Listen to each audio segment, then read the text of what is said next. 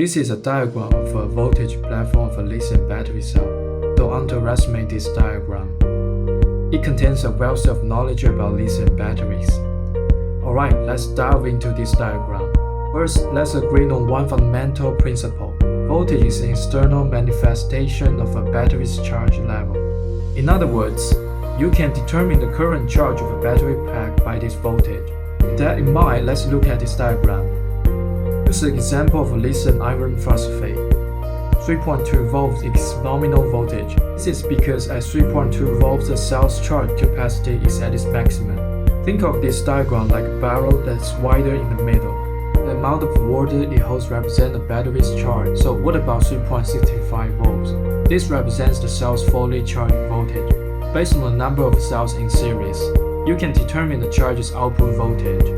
For example, for 16-cell 48-volt LiPo4 pack, the corresponding charge output voltage will be 16 times 3.65 volts, which equals 48.4 volts. Meanwhile, the protection board's overcharge protection parameter for each cell will be around 3.7 volts. These are the basic, but I want to dive deeper. Let's talk about a topic that many people are curious about: voltage differences. Someone might say, my battery pack has a voltage differences of 0.02 volts or 20 millivolts. Is that significant?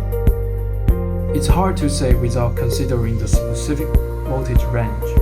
For instance, 20 millivolt difference in the 3.2 to 3.4 volt range, not the same as a 20 millivolt difference in the 3.4 to 3.6 volt range, especially for large capacity cells. Similarly, the time required to balance different voltage discrepancies varies depending on the voltage range. Another issue is why electric vehicle lithium batteries can't fully discharge. Those familiar with converting lead-acid batteries to lithium batteries know that after switch, it's difficult to fully discharge the lithium batteries. This is due to the electric car controller. For example, a 48-volt electric vehicle controller leads the voltage to 42 volts, meaning it cuts off power below 42 volts. For 16-cell LiPo4 batteries, 42 volts average to 2.63 volts per cell. This leaves a gap of 0.4 volts from the protection board's 2.2 volt cutoff for the voltage discharge protection. Isn't this wasted capacity?